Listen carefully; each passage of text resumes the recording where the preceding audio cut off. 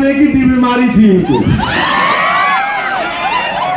अब old city Hyderabad की जबान में तो बोलते मियाँ बुढ़ा हो गया, दीवारा कूदना छोड़ दे।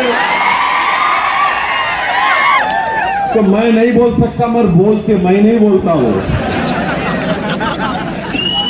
उसमें भी बोलता हूं आपको। तो आपके क्या थे, शादी कर लिए, मंगल रंगीले थे, तो आपने क्या करे, एक क्रिश्चियन बच्ची थी, उसका नाम मनोरमा था, उससे इश्क में मुब्तला हो गए।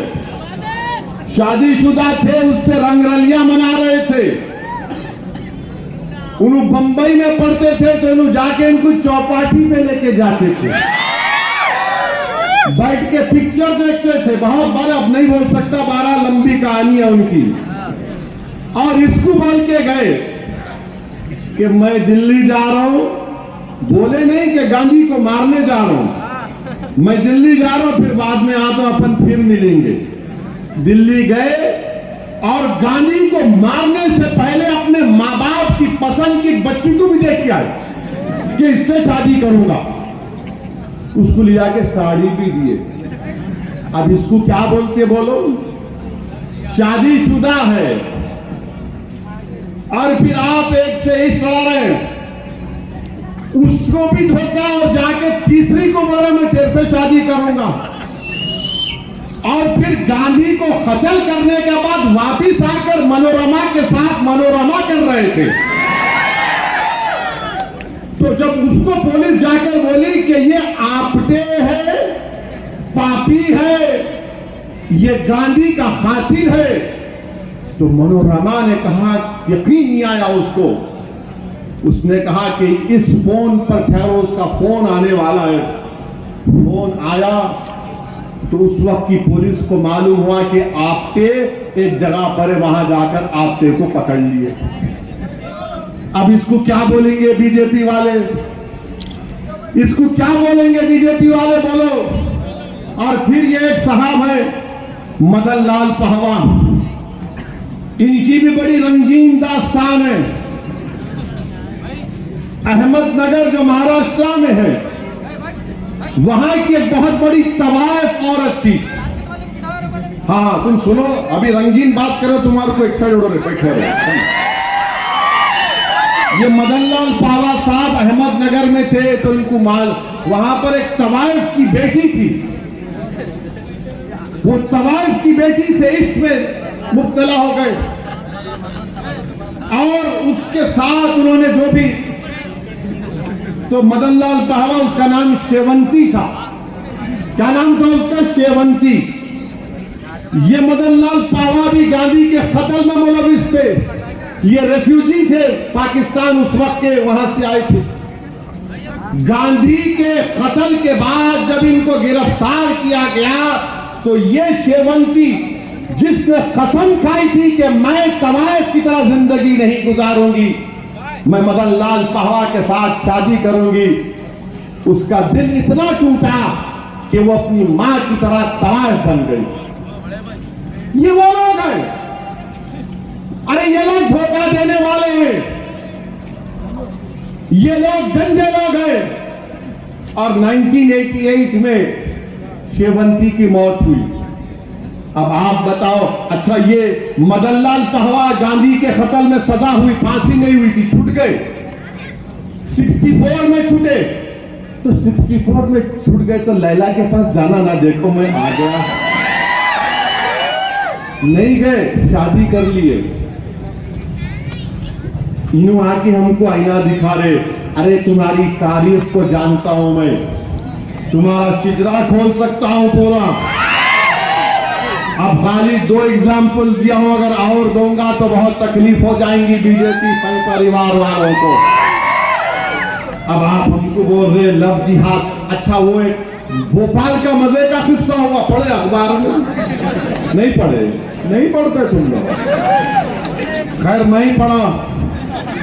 वो एक बीजेपी की एमपी है मोहतरमा, उन पे बहुत बड़ा वो मालेगांव का मुकदमा चल रहा। तो बच्ची के अम्मा बाबा उनको जाके बोले, मैडम हमारी बच्ची किसी के इश्क में मुब्तला हो गई। तो बोले उसका एक ही इलाज है, उसको ले जाकर केरला पिक्चर दिखाएंगे।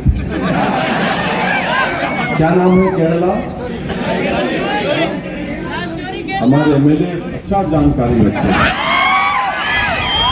तो बहरहाल केरला स्टोरी लिख जाके वो मैडम दिखाए बच्ची को, उन्हें देखने के दिन उसी रात अपने घर से भाग गई। अरे क्या दिखाया रे भाई तू उसमें? वो भाग गए। मीडिया लिखा, मैंने लिखा, वो भाग गए। इसीलिए हम बोल रहे गवर्नमेंट से, ये इश्क के मामला में मत आओ आप। जो सही कर रहा है कर लें दो, मगर आप कबाब में हड्डी नहीं बनेंगे बल्कि पत्थर बनेंगे। अब आप बोलते लव जिहाद। अच्छा, अगर महाराष्ट्र में लव जिहाद हो रहा है तो एक एस्टिमेट दो, नंबर दो कि अहमदनगर में ये हुआ, कोल्हापुर में ये हुआ, सांगली में हुआ, वेस्टर्न महाराष्ट्र में हुआ, मराठवाड़ा में हुआ। बताओ, कुछ नहीं है। नहीं, लव जिहाद हो रहा है। कहां हो रहा है? किधर हो रहा है? 50 जन से बीजेपी की सरकार ने महाराष्ट्र में करवाए, सिर्फ नफरत फैलाने के लिए, मुसलमानों को, इस्लाम को बदनाम करने के लिए। और मैं आज खड़े होकर जिम्मेदारी के साथ कह रहा हूं कि साजिश यही है कि पार्लियामेंट के इलेक्शन से पहले महाराष्ट्र में कोई फसाद करवाया जाए। मैं सलाम करता हूं औरंगाबाद के हमारे मजलिस के अरकान को और इम्तियाज जलील को। जब महाराष्ट्र औरंगाबाद में फसाद कराने के लिए पूरी कोशिश हो रही थी तो इम्तियाज जलील ने 3 घंटे एक मंदिर के सामने खड़े होकर मंदिर की हिफाजत की और फसाद होने नहीं दिया। इस स्क्रिप्ट पर इम्तियाज जलील ने पानी डाल दिया। इसीलिए हम महाराष्ट्र की बीजेपी की हुकूमत से, गवर्नमेंट ऑफ इंडिया से ये कह रहे हैं कि आप रोको इन चीजों को। महाराष्ट्र में आपको पार्लियामेंट जीतना है वो अलग बात है, मगर इस तरह से नहीं होगा। आपकी सरकार है, 30,000 लोग कैसे निकल कर आ गए? और ये कौन सी जबान है? एक डिप्टी चीफ मिनिस्टर की, जो चीफ मिनिस्टर था 5 साल के लिए, और जो उसके अतराफ के लोग बोलते हैं कि एक दिन वो प्रधानमंत्री भी बन सकता है, वो कह रहा औरंगजेब की औलाद। फिर गोडसे की औलाद कौन है? आपके की औलाद कौन है? मदन लाल पहवा की औलाद कौन है? मेरे अजीज दोस्तों और बुजुर्गों, फिर आप देखेंगे मध्य प्रदेश में दामू एक जिला है, वहां पर एक गंगा जमुना स्कूल है। स्कूल ने इश्तिहार दिया कि हमारे पास इतने बच्चियां पास हो गए आला दर्जात में। एक बच्ची की फोटो थी दुपट्टा डाले हुए, तो मध्य प्रदेश के चीफ मिनिस्टर का बयान आ गया, मैं अपनी भतीजियों और भांजियों पर जबरदस्ती हिजाब डालने की मुखालिफत करता हूं। गंगा जमुना स्कूल में पहुंच के उसका एफिलिएशन कैंसिल कर दी बीजेपी ने। फिर कलेक्टर को बोले, दामों के कलेक्टर गए, कलेक्टर जाकर देखे तो मालूम हुआ कि ऐसा कोई जबरदस्ती है ही नहीं, किसी को हिजाब, निकाब या दुपट्टा का प्रेशर ही नहीं है। कलेक्टर ने ट्वीट किया कि सब बकवास है, झूठ है। एसपी ने कहा कि झूठ है वहां के सुप्रीम ऑफ पुलिस ने, मगर उसके बावजूद भी मुख्यमंत्री बोले नहीं कुछ तो है।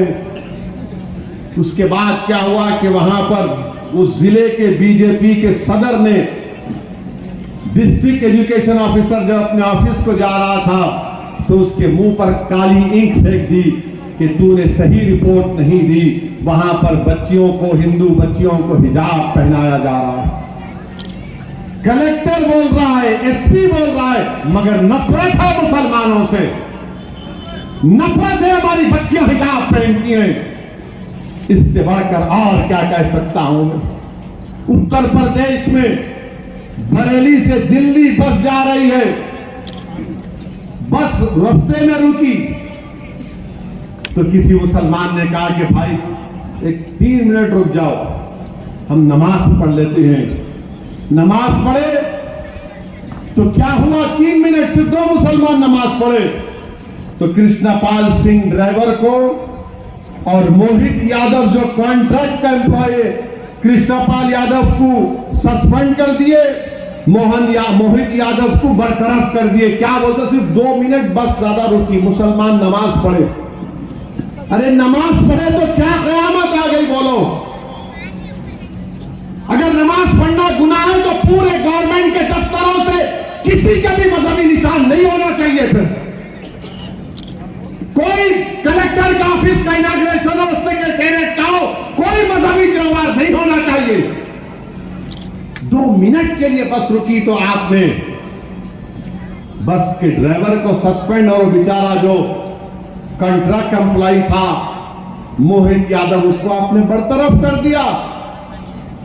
और सबका साथ, सबका विकास,